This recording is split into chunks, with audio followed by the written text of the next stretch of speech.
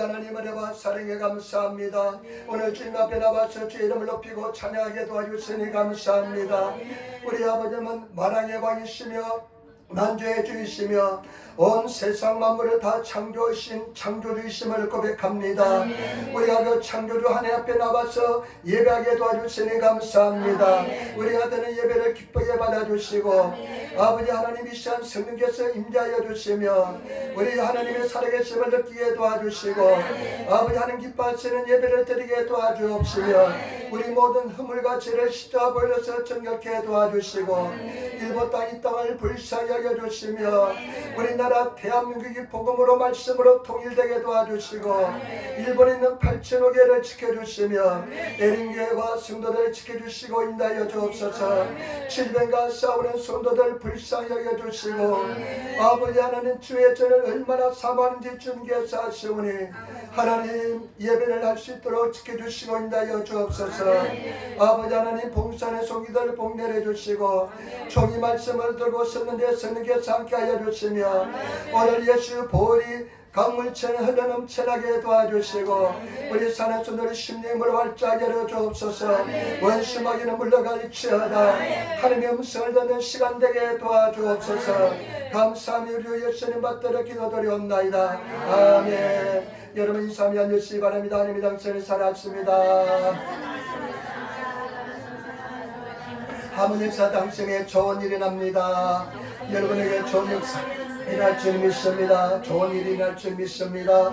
오늘 저는 사무엘하 15장 말씀을 중심으로 해서 사무엘하 15장 말씀을 중심으로 해서 다윗의 신앙의 태도, 다윗의 신앙의 태도란 제목으로 말씀을 나누기를 바랍니다. 여러분 오늘 성경 말씀을 보니까 다윗이 참 기가 막힌 큰 어려움을 당하는 것을 볼 수가 있습니다. 엄청난 시련을 당합니다. 여러분 보통 사람들은 감당하지 못한 그런 시련을 당하는 것을 볼 수가 있습니다. 참 수치스러운 고통을 당합니다.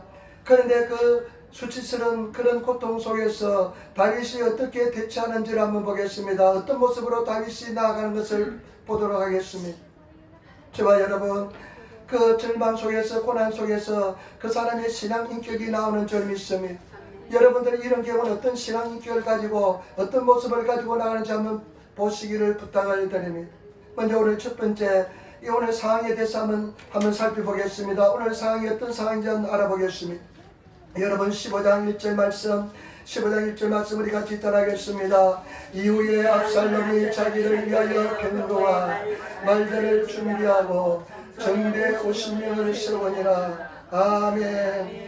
압살롬이 등장합니다. 압살롬은 다윗의 셋째 아들입니다. 압살롬은 다윗의 셋째 아들인데 이 압살롬이요 자기를 위해서 군대를 모으기 시작합니다. 그리고 호위병들을 모으고 말들을 준비하고 전차를 준비합니다. 말들을 준비하고 전차를 준비합니다. 근데 이 압살롬이요 성경 말씀해 보니까요 압살롬이 얼마나 잘생겼냐면 머리부터 발끝까지 흠잡을 데가 없이 잘생겼던 사람입니다. 키도 크고 아주 남자답게 잘생기고 아마 조각한 미남처럼 아주 잘생긴 사람이 압살롬입니다. 그러니까요 이스라엘 중에서요 그냥 소문이 자자했습니다. 사람들이 압살롬을 칭찬하기에 그렇게 잘생겼다면서 사람들이 막 칭찬합니다.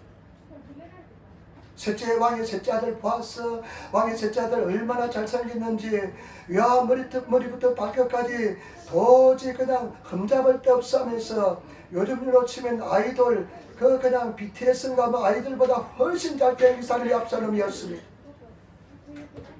그런데 여러분의 말씀은 보시기 바랍니다. 15장 6절 말씀 15장 6절 말씀 보시기 바랍니다. 15장 6절 말씀에 무릇 이스라엘 무리 중에 왕의 재판을 시행하러 오는 자들에게 압살롬이 행함이 이같아서 사람들의 마음을 도둑하니라. 아멘. 압살롬이요 사람들 마음을 도둑질하기 시작합니다. 사람들 마음을 도둑질하는데요 왕에게 재판을 받으러 온 사람들을 잘 이렇게 꼬여서 그렇게 사람들 마음을 도둑질합니다. 마음을 훔치기 시작합니다. 저와 여러분 우리가 정직하게 행하시는 성도가 되시기를 부탁을 드립니다. 절대 사람들 마음을 도둑질해서 내 편으로 만들어서는 안 될 줄 믿습니다. 내 사람들 마음을 도둑질합니다. 그러면서요 어떻게 하는지 보겠습니다. 10절 말씀 보시기 바랍니다. 10절 말씀 우리 좀 잘 보시기 바랍니다. 10절 말씀 12절 말씀 10절 12절 말씀 보시기 바랍니다. 이에 압살롬이 정탐을 이스라엘 모든 지파 가운데 둘을 보내어 이러기를 너희는 나팔 소리를 듣거든 그 부르기를 압살롬이 헤브론에서 왕이 되었다라 하니라. 그때 압살롬이 에게 청함을 받은 200명이 그 사기를 알지 못하고 아무 뜻 없이 예루살렘에서 저와 함께 갔으며 제사 드릴 때 압살롬이 사람들을 보내어 다윗을 모사길로 사람 에라이 도비를 그 서길로에서 청하여 온지라. 반역하는 일이 크가매 압살롬에게로 돌아오는 백성이 많아지니라. 아멘. 압살롬이 헤브론에서요 제사를 드린다면서 거짓으로 아버지한테 이야기하고 사람들을 다 청합니다. 12부족을 사람들에게 청합니다. 집사님 저 따라 앉으시기 바랍니다. 이야기하지 마시고 어떨 때는 막 신경이 쓸 때가 있어요. 막 예배 드릴 때 막 말하면 신경이 쓸 때가 있어요. 그래서 한번 집중해 주시기 바랍니다.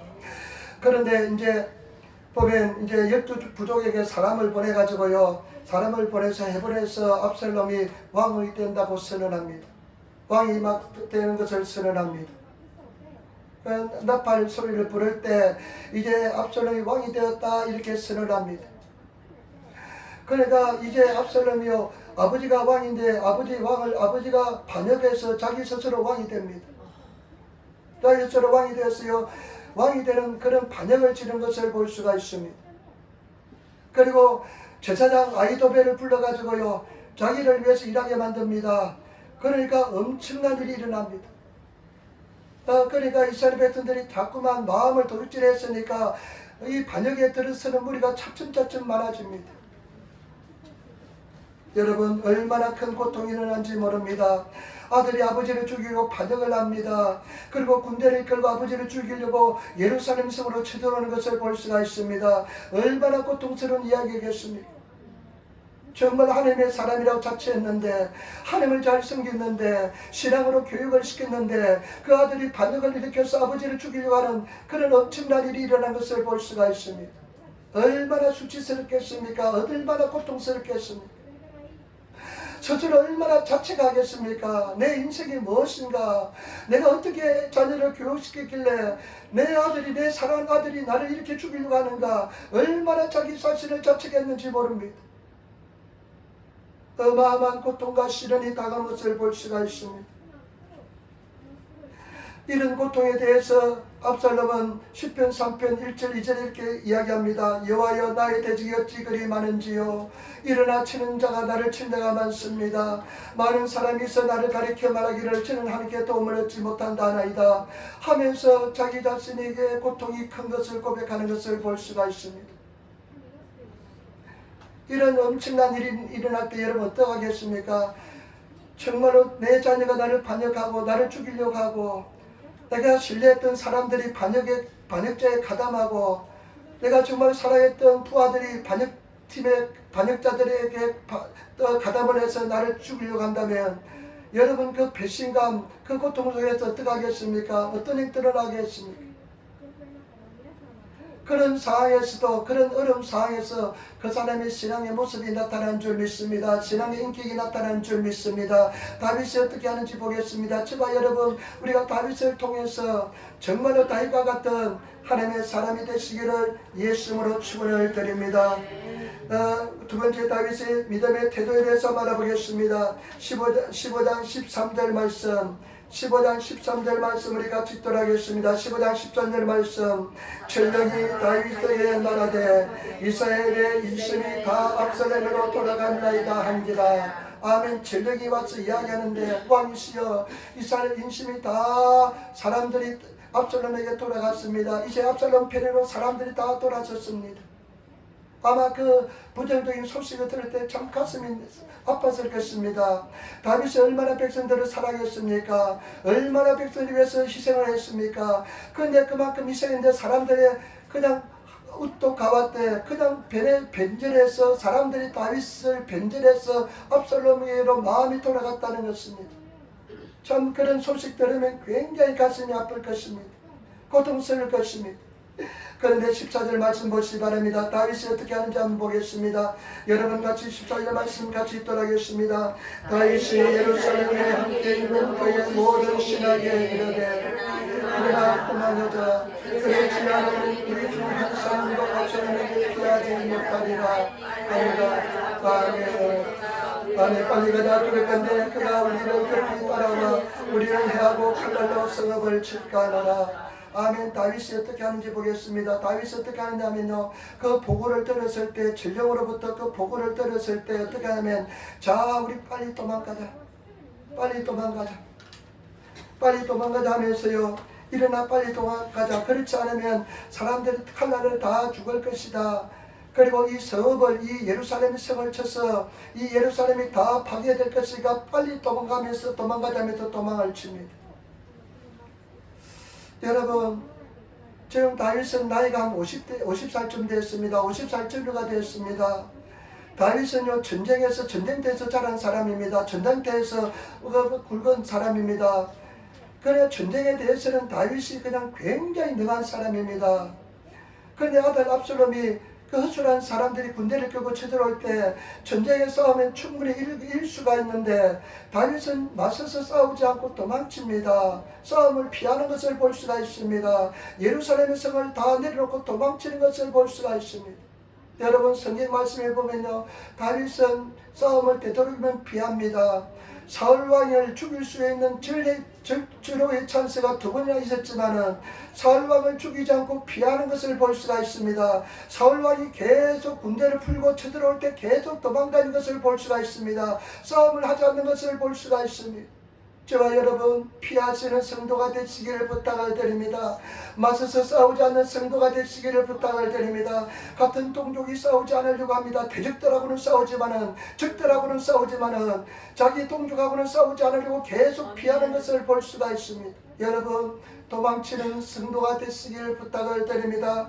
성도들하고 싸우는 성도가 되지 마시고, 싸움은 반드시 피를 봅니다. 싸움은 반드시 상처가 있습니다. 때문에 저와 여러분, 피하시는 성도가 되시기를 예수님으로 축원을 드립니다. 그런데 피할 뿐만 아니라 예루살렘 성을 그대로 두고 도망치는 것을 볼 수가 있습니다. 여러분, 예루살렘 성은 지금 50살이니까 다윗이 이제 왕이 되고 난 뒤에, 사르네 왕이 되고 한 20년 동안 얼마나 많은 그냥 힘을 기울여서 이 예루살렘의 성을 건축하고 세웠겠습니까? 그런데 그 어마어마한 그 모든 재물과 시설을 내놓고 도망치는 것을 볼 수가 있습니다. 여러분, 이것은 무엇이냐? 다윗이 다 포기하는 것을 볼 수가 있습니다. 소유권을 포기하는 것을 볼 수가 있습니다. 재물을 다 포기하는 것을 볼 수가 있습니다. 저와 여러분, 고난의 때, 절망의 때, 어려울 때 내려놓으시는 성도가 되시기를 예수님으로 부탁을 드립니다. 내 소유물을 내려놓으시는 성도가 되시기를 부탁을 드립니다. 얼마나 어렵고 힘든지 모릅니다. 그러나 저와 여러분들이 내 것을 주장하지 마시고 언제든지 주님 앞에 내려놓을 수 있는 그런 성도가 되시기를 예수님으로 축원을 드립니다. 욥기에 보면 욥도 그렇게 고백합니다. 내가 못해서 적신으로 알몸으로 나와 싸운자 또한 알몸으로 거리로 돌아가올지라. 주신 자도 여호와시요 취하신 자도 여호와시오니 여호와 이름을 찬송할지어다 하면서 다윗도 다 내려놓는 것을 볼 수가 있습니다. 전 재산이 다 날아갔을 때 하나님 앞에 다 포기하는 것을, 포기스러워하는 것을 볼 수가 있습니다. 저와 여러분, 내려놓으시며 포기할 수 있는 그런 성도가 되시기를 예수님으로 축원을 드립니다. 그 다음에 두 번째 어떻게 하는지 보겠습니다. 18절 말씀, 15장 18절 말씀입니다. 15장 18절 말씀 같이 읽도록 하겠습니다. 15장 18절 말씀입니다. 모든 신복이 그 곁으로 지나가고 그 모든 그의 사람과 모든 블레셋 사람과 이 왕을 따라 가드에 온 600인의 왕이 앞으로 진행하니라. 아멘. 이제 다윗은 소수의 부하들을 데리고 그 다음에 이방인들이 다윗에게 모여듭니다. 그리고 그 중에서요, 가드 사람 이새의 부하 600명이 다윗에게 오는 것을 볼 수가 있습니다. 그런데 여러분, 19절 20절 말씀합니다. 다윗이 다윗이 이렇게 말합니다. 19절 20절 말씀 같이 더하겠습니다. 그때 왕이 가드 사람 이때에게 이르되 어찌하여 너도 우리와 함께 가느냐. 너는 쫓겨난 나그네니 돌아가서 왕과 함께 내 곳에 있으라. 너는 어제 왔고 나는 정처 없이 가니 오늘날 어찌 너로 우리와 함께 유리하게 하리요. 너도 돌아가고 내 동포들도 데리고 가라. 은혜와 진리가 너와 함께 있기를 원하노라. 아멘. 저는 이 말씀을 읽으면서 굉장히 충격을 받았습니다. 굉장히 충격을 받았습니다. 이때가 가드 사람, 이때 블리셋 사람입니다. 이방 사람입니다. 이 사람이 600명의 사람을 데리고 다윗에게 왔는데요. 다윗이 이렇게 갑니다. 너는 이제 돌아가라. 새 왕께 돌아가라 이야기합니다. 내 생각에는, 내 상식에서는 도저히 있을 수 없는 그런 행동을 합니다. 지금 한 명이라도 더 필요한데, 한 명이라도 더 세력이 필요한데 600명의 사람이 왔는데 다윗 왕이요, 너는 이제 새 왕 압살롬에게 돌아가라.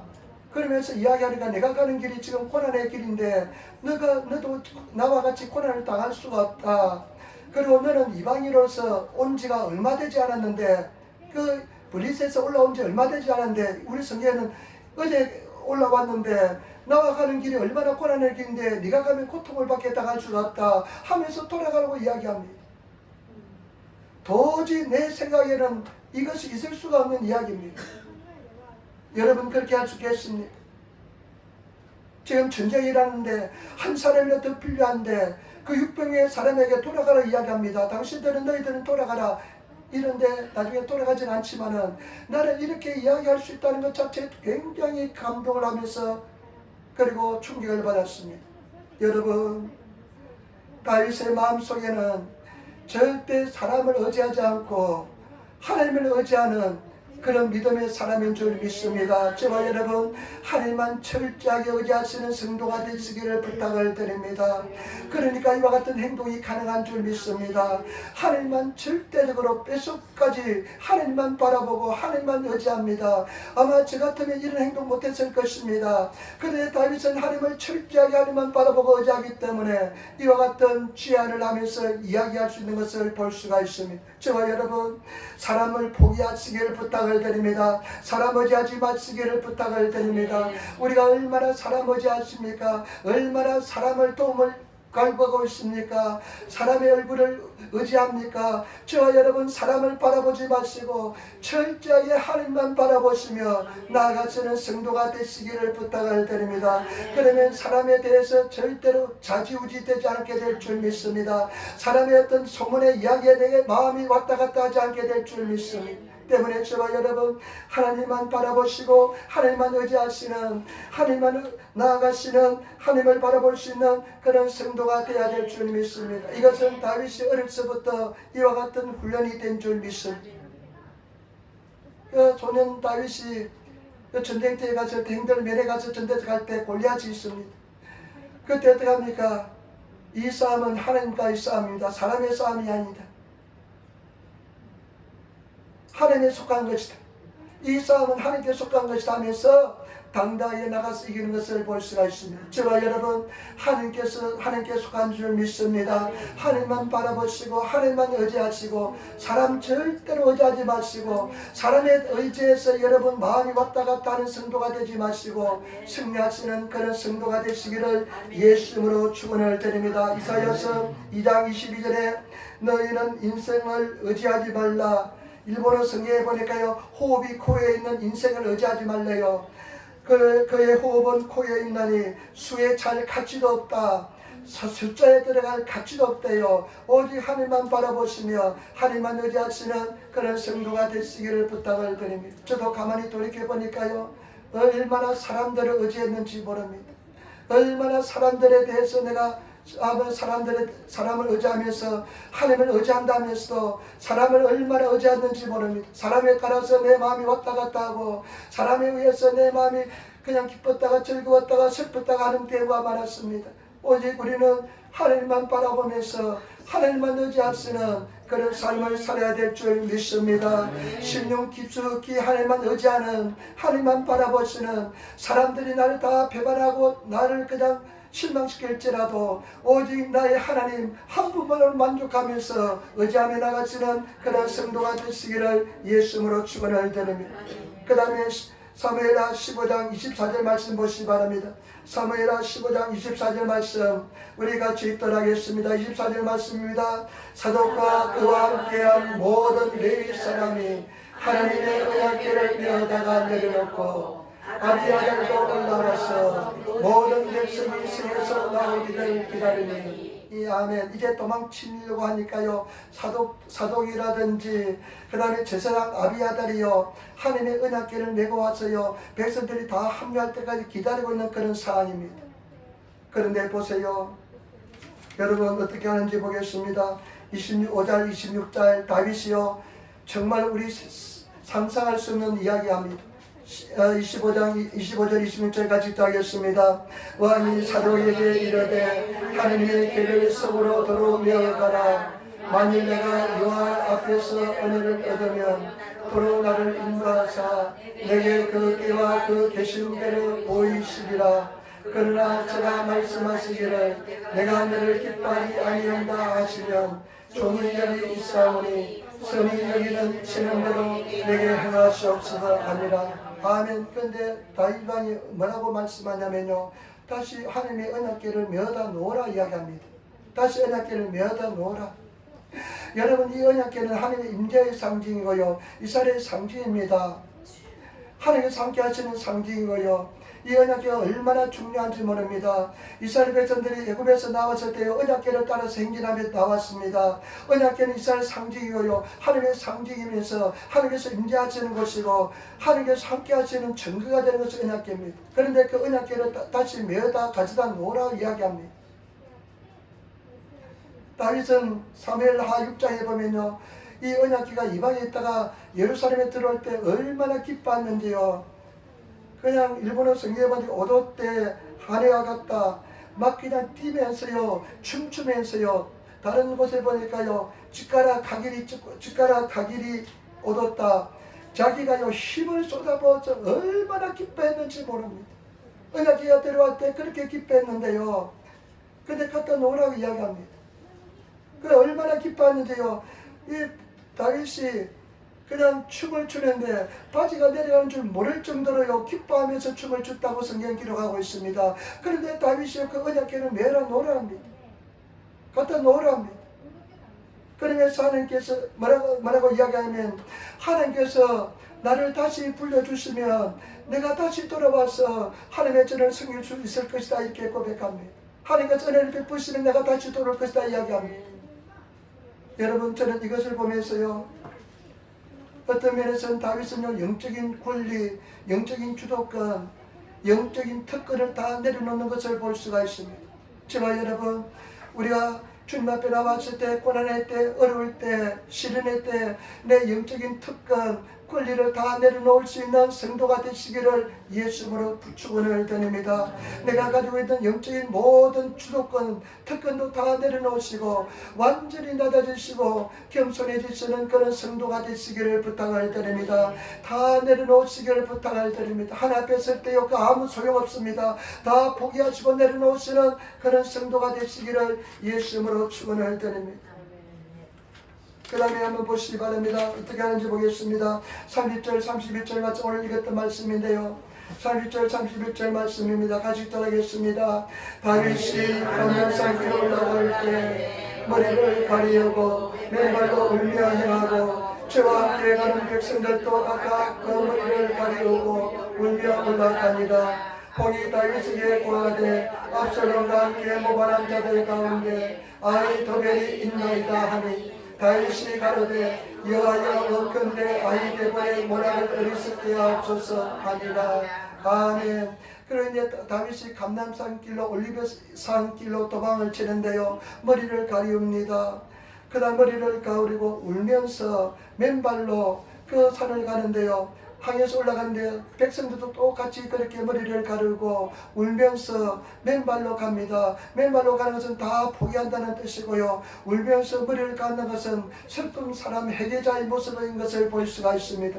다윗은요 철저하게 회개하는 것을 볼 수가 있습니다. 저와 여러분 고난의 때 시련의 때, 절망의 때 하나님 앞에 회개하시는 그런 성도가 되시기를 예수님으로 부탁을 드립니다. 회개하는 것은 가장 아름다운 영적인 모습입니다. 진정으로 회개하시는 성도가 되시기를 예수님으로 축원을 드립니다. 여러분 얼마나 회개합니까? 정말로 예수님께서는요, 회개하는 사람의 기도를 응답하여 주시고 그 눈물을 귀하게 보시는 줄 믿습니다. 철저하게 하나님 앞에 회개하시는 성도가 되시기를 부탁을 드립니다. 제가 요즘 참 회개가 많이 되더라고요. 그냥 제가 은혜를 받아서 내가 좀 더 신중하게 생각했다면 주의 종이 안 됐을 텐데, 그냥 유학생 때 그냥 은혜가 임해가 너무나 감사가 임해서 그냥 나도 모르고 그냥 주의 종이 돼가지고, 근데 요즘은 그냥 얼마나 회개가 되는지, 내가 제대로 잘 인도했는지, 그리고 그 성도들은 정말로 그냥 넘어지지 않게 잘 인도했는지, 복음의 진리를 제대로 잘 전했는지, 그 하나님께서 말씀에 따라 순종했는지 하면서 얼마나 회개가 되는지 몰라요. 그 야고보서는 너희 사람들아 많이 주의 선생 되지 말라고 말씀했습니다. 신중하게 됐을 텐데 그때 그냥 은혜가 그냥 너무나 임해가지고 그때 그냥 막 교회가 동경수목에 부흥이 되니까요, 그냥 같이 유학생들 그냥 다 헌신해가지고 많이 헌신해가지고요, 제 주위에 같이 그냥 목회를 한 사람들이 많아요. 일본에도 몇 명 있고 막 그래요.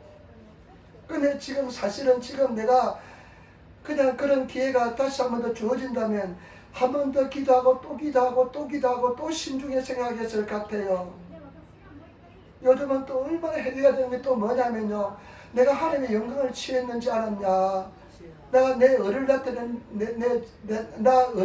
나의 을을 위해서 내가 내 을을 더 챙기기 위해서, 나를 어렵게 만들기 위해서 하나님을 이용하지 않았냐, 하나님께 영광을 돌리는 것보다 내 영광을 받기에 급급하지 않느냐, 그런 생각이 들면서 얼마나 회개가 되는지 몰라요. 그래서 하나님, 내가 눈물 흘리며 회개하오니 내 죄를 용서하여 주시고 내가 제대로 진리의 복음을 제대로 전가하고 그 다음에 내 영광을 절대 구하지 않겠습니다. 성도들이 적으면 슬퍼 보인 것은 다 내 영광을 구했던 것입니다. 그러면 하나님 앞에 진정으로 회개하오니 나를 불쌍히 해달라고 기도를 많이 합니다. 절대 여러분 하나님 영광 가르치지 마시고 하나님께만 영광을 돌리면서 우리 끝날까지 신앙 잘 지켰다가 영원한 천국에 들어가시는 그런 성도가 되시기를 부탁을 드립니다. 제가 막 요즘 걱정되는 것은 뭐냐면요, 믿음이 그냥 있는 것처럼 보이지만은 그분을 생각할 때요, 저분 천국 갈까 지옥 갈까 천국 갈까 그런 확신이 없어요. 그러니까 막 확인하고 싶어요. 그 믿음 있냐고, 믿음 있습니까? 구원의 확신이 있습니까? 천국 갈 자신이 있습니까? 만나는 사람마다 정말로 내가 신뢰하지만 한번 물어보고 싶어요. 여러분, 영원한 천국을 가야 될 줄 믿습니다. 구원의 확신을 가져야 될 줄 믿습니다. 분명히 우리는 영원한 천국에 들어갈 수 있는 믿음을 가진, 그리고 하나님 앞에 기도하시는, 확신을 달라고 기도하시는, 믿음을 달라고 기도하시는 그런 성도가 되시기를 부탁을 드립니다. 지난주 우리가 말씀 나눴잖아요. 예수 그리스도가 나의 구주심을, 구세주임을 내가 고백하고, 그러나 하나님이 우리 주 예수 그리스도를 죽은 자 가운데서 다시 살릴 것을 내 마음으로 믿으면 구원을 얻으리라. 여러분 확실히 믿고 나가시는 성도가 되시기를 부탁을 드립니다. 저를 따라 한번 고백하시기 바랍니다. 고백하시기 바랍니다. 예수님은 나의 구세주입니다. 나는 하나님이 우리 주님 예수님을 죽은 자 가운데서 다시 살리신 것을 내 마음으로 믿습니다. 아멘. 제발 여러분 확실한 믿음을 가지고 영원한 천국에 가시는 그런 성도가 되시기를 부탁을 드립니다. 그리고 저는요 그렇습니다. 그런 구원받은 믿음이 있으면요, 이 주일날 하나도 제대로 지키지 못하면 정말로 그런 구원의 확신이 있는지 믿음이 있는지 제가 막 의심이 될 때가 많습니다. 여러분 차라리 구원받지 못할 바에는 타협하지 않는 것이 더 좋습니다. 우리는 영원한 천국에 들어가야 될 줄 믿습니다. 여러분 우리 주님 앞에서 회개하시고 기도하시는 그런 성도가 되시기를 부탁을 드립니다. 내 자를 내려놓으시고 온전히 회개하셔서 하나님 앞에 나가시는 그런 성도가 되시기를 부탁을 드립니다.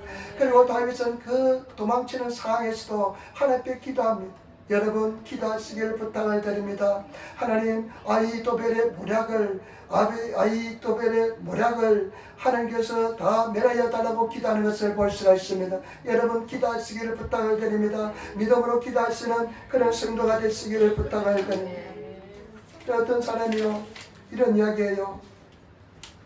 세 가지 우리 기도할 때요 세 가지 절대로 뭐가 있대요. 세 가지 말을 해서는 안 되는 언어가 있대요. 첫 번째 언어는 뭐냐? 혹시, 의심의 언어. 혹시 응답, 의심의 언어. 두 번째, 혹시 그 다음에 감히, 종의 언어. 감히 내가 하는 게 아닙니다. 우리 그렇게 잘하잖아요. 그런 종의 언어, 노예의 언어를 사용해서는 안 된대요. 우리 하나님의 아들이잖아요. 자녀잖아요. 그래서 당당히 기도해야 되는 것이며 당당히 요구해야 되는 것입니다. 그 다음에 자격이 없습니다. 하나님 나 자격 없습니다. 수치의 언어. 내 자격 없습니다 하는 수치의 언어는 사용해서 안 돼요. 저는 정말 그렇게 믿습니다. 우리는 하나님의 자녀로서 당당하게 믿음을 가지고 용기를 가지고 담대하게 구하시는 그런 성도가 되어야 될 줄 믿습니다. 저와 여러분 제발 부탁입니다. 열심히 기도하시는 그런 성도가 되시기를 부탁을 드립니다. 마지막입니다. 다윗이 정말 이런 절망적인 상황에서 이런 태도를 가질 수 있는 비밀이 어디 있을까요? 16장에서 그 해답을 찾았습니다. 여러분 16장 5절로부터 8절 말씀 16장 5절로부터 8절 말씀을 한번 읽도록 하겠습니다. 16장 5절로부터 8절 말씀 우리 같이 읽도록하겠습니다. 다윗 왕이 바울임에 이름에 거기서 사울의 집 족속 하나가 나오니 게라의 아들이여 이름은 시므이라. 제가 나오면서 연하여 저주하고 또 다윗과 다윗 왕 모든 신복을 향하여 돌을 던지니 그때 모든 백성과 용사들은 다 왕의 좌우에 있었더라. 시므이가 저주하는 가운데 이와 같이 말하니라. 피 흘린 자여 필요한 자여 가거라. 사울의 족속의 모든 피를 다 여호와께서 내게로 돌리셨도다. 그 대신에 내가 왕이 되었으니 여호와께서 나를 내 아들 압살롬의 손에 붙이셨도다. 보라 너는 피를 흘린 자인 거로 화를 자취하였느니라. 아멘. 여러분 이제 다윗이 예루살렘을 떠나서 그냥 올리브 산을 그냥 도망치는데요. 베냐민 산지에서 시므이란 사람이 나와서 막 다윗을 저주합니다. 피 흘린 자여 피 흘린 자여 대대있게 가거라 피 흘린 자여 하면서 다윗을 저주합니다. 그래 막 돌을 던지면서요 막 저주합니다. 네가 사울의 집을 이렇게 고통을 주게 만들었으니까 하나님께서는 네 피가 흘린 네를 저주해서 너를 고통을 주어서 보응을 주는 것이다 하면서 다윗을 저주하는 것을 볼 수가 있습니다.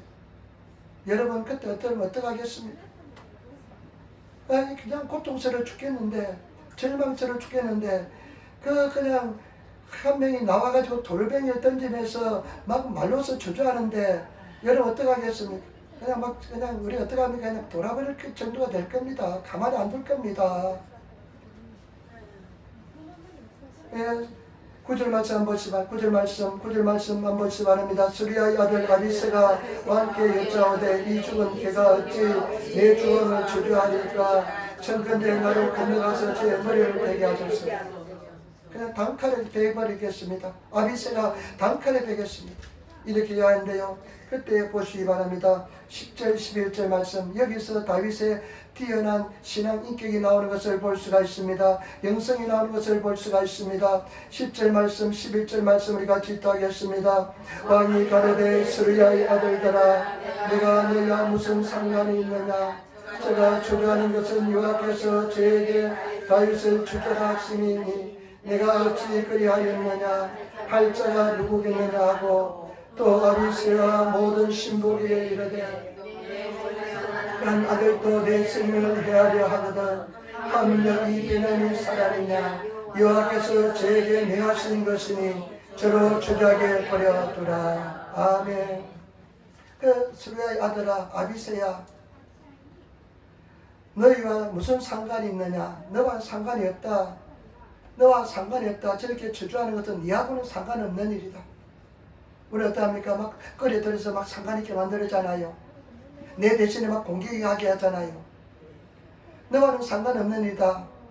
그러면서 하는 이야기가, 제가 저주하는 것은 여호와께서 하나님께서 다윗에게 저주하라고 말했기 때문에 저주하는 것이다.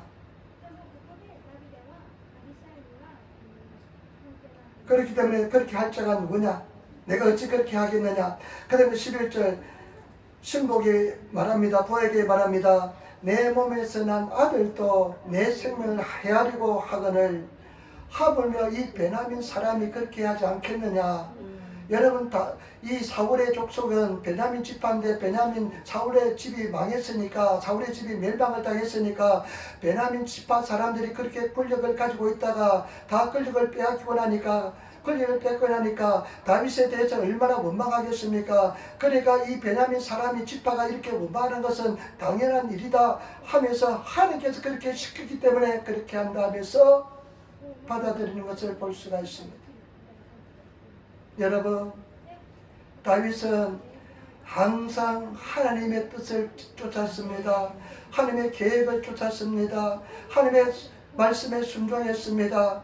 하나님의 말씀에 순종하고 하나님의 뜻을 알면 그 어떤 경우에도 하나님 말씀에 순종하는 것을 볼 수가 있습니다. 인간의 감정에 치우치는 것이 아니라 인간의 감정을 뛰어넘어서 하나님 말씀에 절대적으로 순종하는 것을 볼 수가 있습니다. 저와 여러분, 우리 인간적인 생각이, 인간의 감정이 막 차오르고 우리가 막 그냥 인간적인 모습이 떠오를지라도 하나님 말씀이면, 하나님의 계획이면 그에 따라 철저하게 순종할 수 있는 그런 인격을 갖춘 하나님의 사람들이 되시기를 예수님으로 축원을 드립니다.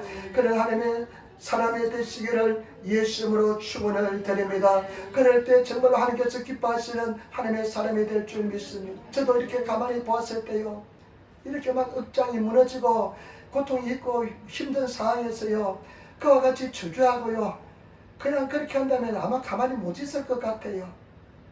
그런데 우리는 어떻게 나가느냐? 다윗처럼 하나님의 뜻이라면 정말 하나님의 뜻에 순종할 수 있는, 내 인간적인 생각을 내려놓을 수 있는 그런 하나님의 사람이 되시기를 예수님으로 축원을 드립니다. 온전한 순종의 세계에 들어갈 수 있는 사람이 되시기를 부탁을 드립니다. 우리 성도들 보면요, 저도 마찬가지입니다. 그냥 어려움이 오고 시련이 오면요, 하나님의 뜻을 뭐고 그냥 상관없습니다. 그냥 다 그냥 엉망진창으로 만들어 놓고요, 그냥 옛날로 그냥 돌아갑니다. 완전히 그냥 뒤집어 놓습니다. 그래서는 안 될 줄 믿습니다. 하나님의 뜻에 따라 순종할 수 있는 저와 여러분 되시기를 부탁을 드립니다. 제가 요즘 이제 우리 성도들 성경 읽기로 시작했습니다. 읽기로 시작했는데요, 제가 이렇게 이제 신앙을 해보면서요, 보니까요, 정말로 참 중요한 것은요, 말씀과 기도입니다. 말씀 읽고 기도하고요, 그리고 그 말씀을 선포하는 것입니다. 여러분, 하나님께서는요, 우리가 말씀을 선포하면요, 창조의 능력이 나타나서요, 말씀의 기적을 베풀어 줍니다. 믿고 의지하고 나가면 말씀의 능력이 나타나는데요, 요즘 우리가 성경 읽는데요, 한 장 있습니다. 요한복음 한 장 있습니다. 요한복음은 예수님에 대해서 알 수 있는 곳이 요한복음입니다. 그렇기 때문에 예수님을 알게 되면 믿음이 생겨납니다. 그러면 믿음의 사람이 될 수가 있습니다. 예수님에 대한 믿음이 생기면 우리가 담대하게 믿음을 행할 수 있는데, 요한복음 한 장 읽으면서요, 어떻게 합니까? 나중에 하나님께서 뭐라고 말씀하십니까? 물어봅니다. 느낀 것이 무엇입니까? 물어봅니다. 그러면 요즘 우리가 익숙해지지 않으니까요, 그 성경 따라 읽는데 정신이 없어가지고요, 성경 읽는데 정신이 하나도 없습니다, 이렇게 이야기하는 맞습니다. 그런데요, 제가 가만히 보니까 하나님의 음성은요, 우리는 하나님의, 예수님께서 우리 목자가 되고 우리는 양이기 때문에 양은 목자의 음성을 듣는다고 말씀했습니다. 우리는 듣게 되어 있습니다. 그런데 하나님의 음성을 듣는 것은 뭐냐요? 하나님께서 말씀을 읽을 때 내 마음속에 감동 주시는 것이 하나님의 음성이고요, 기도할 때 마음속에 떠오르는 생각이 하나님의 음성이고요, 그리고 내 양심을 통해서 하시는 말씀이 하나님의 음성입니다. 그런데 그 음성에 자꾸만 익숙해지면요, 다윗처럼 하나님의 음성을 따라서 곧바로 순종할 수 있는 그런 신앙생활을 하게 될 줄 믿습니다. 그래서 우리가 이제 성경 말씀을 읽으면서요, 은혜 받은 곳이 어떤 곳입니까? 감동받은 곳이 어떤 곳입니까? 하면서 하나님의 음성을 들을 수 있는 그런 성도가 되시기를 예수님으로 축원을 드립니다. 괜찮습니다. 대답은 정답은 없습니다. 그 어떤 것도 여러분 감동을 받고 하나님께서 나에게 말씀하시 느껴지시면 같이 나누면서 하나님의 음성에 민감해지시는 그런 성도가 되어야 될 줄 믿습니다. 그래서 하나님의 음성을 잘 들으시는 성도가 되시기를 예수님으로 축원을 드립니다. 승리하시기를 부탁을 드립니다. 오늘 여러분 다윗은 이런 절망적인 상황에서 어려운 상황에서 참 이런 정말 말도 안 되는 상황에서 신앙의 인격이 나타납니다. 저와 여러분들 이런 믿음의 사람이 되시기를 부탁을 드립니다. 기도의 사람이 되시고 정말 성령 충만한 사람이 되어서 다윗과 같은 하나씩 다 내려놓으시는 내 소유권도 포기하시고 내 영적인 특권도 포기하시고 그 다음에 또 내 모든 심령을 내려놓으셔서 승리하시는 그런 성도가 되시기를 예수님으로 축원을 드립니다. 기도하겠습니다. 아버지 하나님 은혜와 사랑에 감사합니다. 오늘도 주님께서 함께하여 주시고 도와주시고 인도하여 주시니 감사합니다. 성령님 역사하시고 인도하여 주옵소서. 불쌍히 여겨주시고 은혜 반쪽으로 베풀어 주시고 인도하여 주옵소서. 감사하며 우리 예수님 받들어 기도드리옵나이다. 아멘.